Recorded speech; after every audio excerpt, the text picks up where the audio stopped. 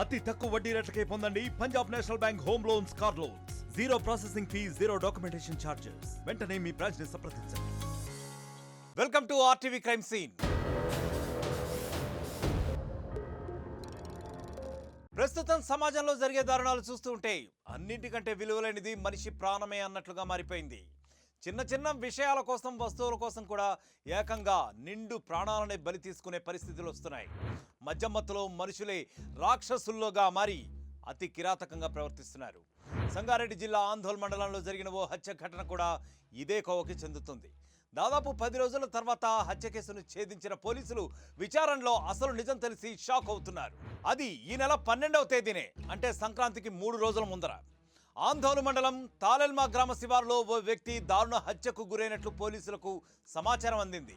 అనుమానాస్పద స్థితిలో అతను మృతి చెందారని పోలీసులు మొదట్లో భావించారు.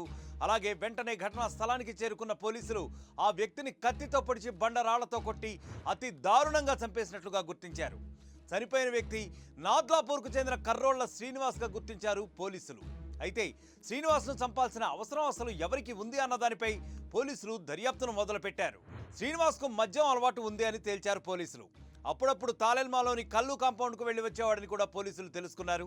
దీంతో క్లూ దొరికిన పోలీసులు కల్లు కాంపౌండ్ పరిసరాలతో పాటు స్థానిక మద్యం దుకాణాల వద్ద అన్నింటి వద్ద కూడా సీసీ ఫుటేజ్ను క్షుణ్ణంగా పరిశీలించడం జరిగింది. హత్యకు గురైన రోజు శ్రీనివాస్తో పాటు మరో 2 వ్యక్తులు కూడా ఉన్నట్లు గుర్తించారు పోలీసులు. వెంటనే వారిని అదుపులోకి తీసుకుని విచారించగా అప్పుడు బయటపడింది అసలు నిజం. జోగ్పేటకు చెందిన సద్దాం హుసేన్, తాడ్డాన్ పల్లుకు చెందిన యూసుఫ్ బాబా బావమరుదులుగా తేల్చారు పోలీసులు. వీరిద్దరూ మద్యానికి బానిసలైపోయి తరచుగా తాలెల్మాలోని ఇందాక మనం చెప్పుకున్న కల్లు కాంపౌండ్కే వస్తూ ఉండేవారట. అక్కడే వీరిద్దరికి కూడా మృతుడు శ్రీనివాస్, ఎవరి గురించి అయితే మనం చెప్పుకుంటున్నామో అతను పరిచయం అయ్యాడు. అయితే శ్రీనివాస్ ఫోన్లో బెట్టింగ్ వేయడాన్ని గమనించారు సద్దాం, ఇంకా అతని బావమరిది కూడా.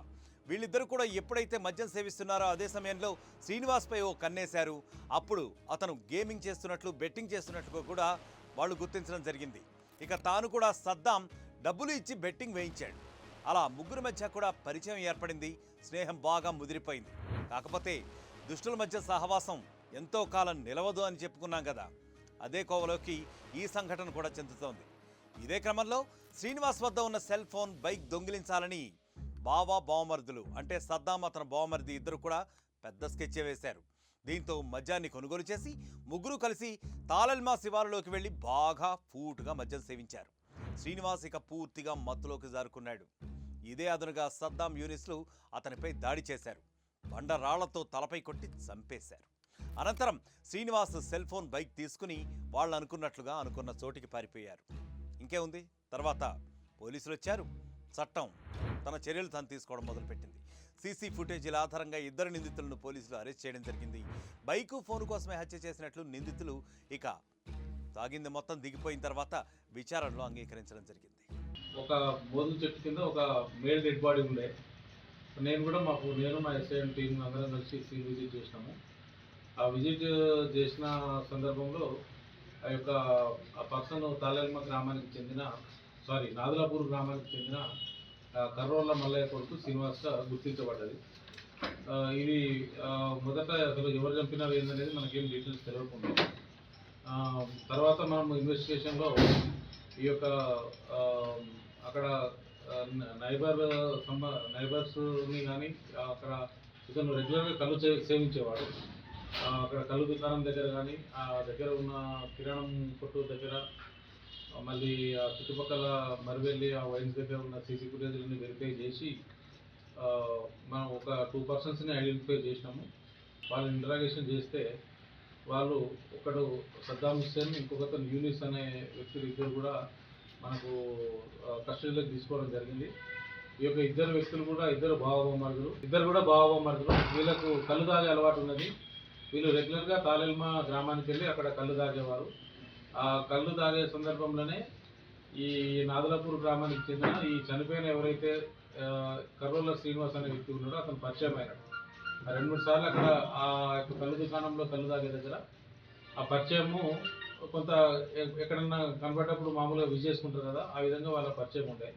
అయితే ఇతను ఎవరైతే చనిపోయిన శ్రీనివాస్ ఉన్నాడో అతను సెల్ ఫోన్లో లూడో గేమ్ ఆడేవాడు. లూడో గేమ్ బెట్టింగ్ పెట్టి లూడో గేమ్ ఆడేవాడు. అదేవిధంగా ఆ రోజు కూడా కళ్ళు దుకాణంలో పరిచయం అయినప్పుడు లూడో గేమ్ ఆడుతుంటే ఈ యొక్క సద్దాం హుస్సేన్ అనే అతను నేను నీ యొక్క గేమ్లో నేను కూడా బెట్టింగ్ పెడతా, ఒకవేళ గెలిస్తే నాకు మందు దాపాలనే మాట మీదకి వెళ్ళి వాళ్ళు లూడో గేమ్ ఆడినారు.